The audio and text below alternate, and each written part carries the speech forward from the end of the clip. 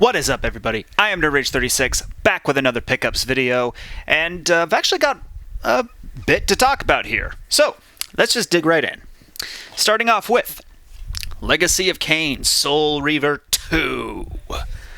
Now, I've heard a lot about this series, and I know there was just that remaster of Soul Reaver 1 and 2, but as I keep saying in these videos, I like gaming history, I like checking out games on original hardware, and I like owning physical games. And the further we go into the more recent console generation, and a little bit in the previous one, the less physical copies are actually very useful. I just made myself sad. But, moving on. Yeah, Soul Reaver 2, and it's in pretty good condition, came with the manual. Here's my question, though, because I got a question for anyone who's actually going to bother to write in the comments, anyone who's familiar with this series. So, this one only released on PC and PS2. But then you got stuff like Blood Omen 2 and Defiance. Those released on PC, PS2, and original Xbox. Now, as I've mentioned before, I get all the Gen 6 multi-platform games, you'll see another one here in a bit, on the original Xbox, because like all the technical reasons, but also the fact that there isn't a ton of original Xbox exclusive games, or at the very least not enough compared to PS2 and GameCube. So I figured original Xbox would be my Gen 6 multi-platform system. But here's my question. Should I get Blood Omen 2 and Defiance on PS2 to go along with Soul Reaver 2, just to have them all together, or should I get Blood Omen 2 and Defiance on original Xbox just to fill the library out and to get the better versions? I mean, I imagine they don't exactly differ too much, but it's just something I kind of want to know. But yeah, Legacy of Kain, it's a series I'm interested in. I've got Soul Reaver 1 on PS1. I still need to get Blood Omen 1 on PS1. But yeah, pretty darn cool. Now, actually, I'm going to jump around a little bit. I mentioned that I got another Gen 6 multiplat for Xbox, and that is TIE 3, which I already got in a previous pickup video. You probably know what this is, though.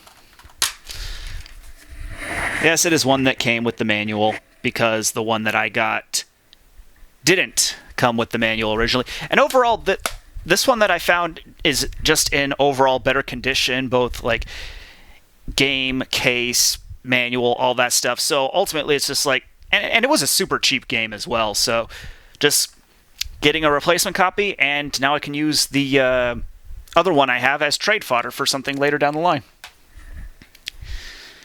Now, original Xbox is the console that I go to for multiplats in Gen 6.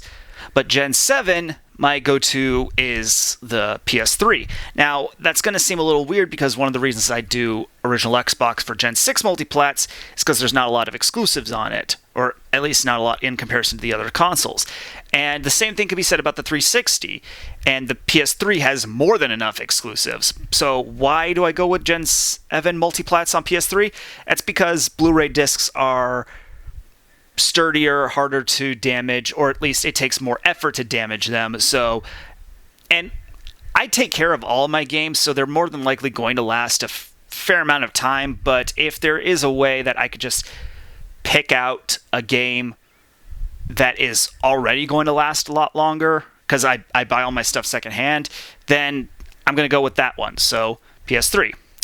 And before I show what the games are, I don't know if any of you have heard this conversation before, but it's something I hear quite a lot in the overall like discussion of the gaming industry, and that is one of the big contributing factors to the industry becoming a lot more stagnant or just more frustrating to deal with is that there's no real middle ground in the types of games that are being released. Like, everything is either indie or AAA. And there's no more quote-unquote double-A games. And I'm honestly kind of intrigued by that observation. So I actually went out and found some Gen 7. I guess these would qualify as AA games. The Overlord series. These were fairly well known back in the PS3 and 360 days, but they weren't really AAA, and I don't really think they also qualify as indie. So I'd say these would be some nice AA games. These are pretty cool, honestly. Like just some RTS hack and slash-esque like fantasy games. I honestly am not super sure how these games play, but just from everything I've seen, they seem pretty cool. Also, there's some of the few... well, Gen 7 did have quite a lot of split-screen games still carrying on from Gen 5 and 6, but you could definitely tell that Gen 7 is when a lot of split-screen gaming was starting to die out, at least in the latter half. But these both have split-screen two-player modes, which is pretty cool. And just filling out more Gen 7 stuff. Gen 7 had a lot of interesting games that kind of flew under the radar, or even games that were well-known but just kind of petered out shortly after. So it's interesting to just look through a lot of this stuff. Next up, and it's funny I kept talking about how few exclusives on the original Xbox there are, but there are quite a few. It's really just in comparison to PS2 and GameCube, as I keep saying. And one of those exclusives was Crimson Skies. Now, I'm not a super big flight combat game guy, or at least not on the outset. I do like a lot of the Star Wars flight combat games. So I honestly felt like this is something I should at least give a try before I say it's not my thing. And this is a game I've actually heard quite a lot about. I was going to say series, but as far as I've seen, there's only the one game. And like an arcade game, I believe there was also one. So it's a little weird. But yeah, it's a... Would I say it's a landmark series? Again, I don't know much about Crimson Skies, but I do see people talk about it quite a bit, and it is an iconic game for the platform. It's, as you can see, exclusive there. It was made by Microsoft. It was an actual first-party game, so it would have been something. It would have been something I'd have to pick up anyway, and I'm a little interested. Also, this isn't the first one of these that I've gotten, but what exactly does a strategy guide for a flight combat game look like? Because unless you've got like these big open areas that you can kind of like fly around in circles and look for secrets, I don't see how maps would be able to help play a flight combat game. I guess it could just tell you like, hey, here's where this enemy weak spot is, or hey, here's some enemy cover fire that you could take out to make the mission a lot easier. I don't know. But I found these at the same place. Might as well have picked them up at the same time. Now, another original Xbox exclusive franchise that is a lot more up my alley. Mech Assault. I like giant robots. And again, only on Xbox. That's not sticker, but that little tag at the top is super fleeting. So if I see something with that I'm honestly interested in, I have to pick it up. And again, I like mech combat games. These would have definitely been on my radar, but the problem is I rarely came across them. But yeah, I found them.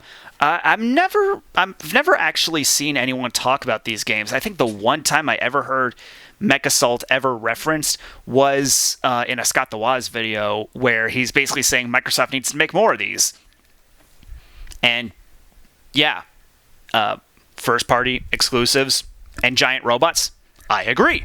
We need more. But yeah, it'll be cool to check these out. And filling out my Xbox collection is already pretty major, especially because, again, most of my Xbox games are third parties and multiplats and stuff.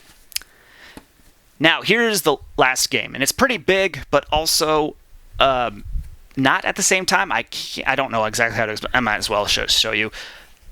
Children of Mana. Now, I've heard of the Secret of Mana series, or more accurately, just these two, like Secret of Mana and after 2019, Trials of Mana.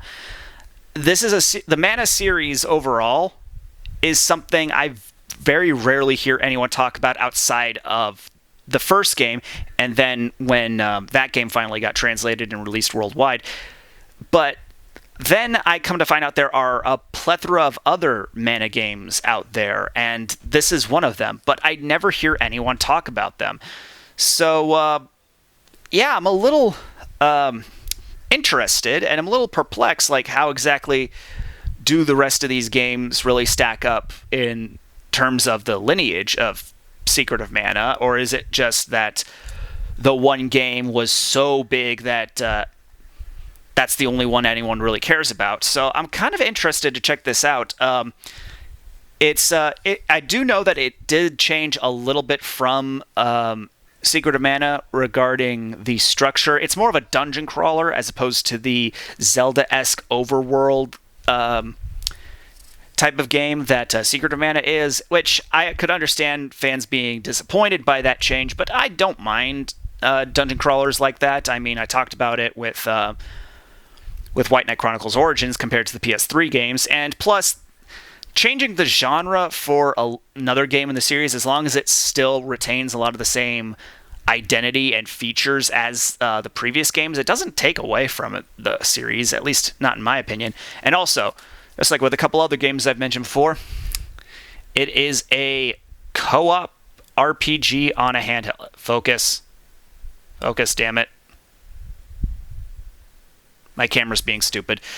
It's a game that can be played co-op, and yeah, I'm rather interested. And it's a Square Enix game on the DS. I don't think Square really had any misses on the DS, so I'm kind of interested to check this out. It was on my radar for a while and would have needed to be something to fill out my DS collection. Like I said, my original DS collection is probably the part of my collection that I'm most proud of, just because there's so much on it, so much variety.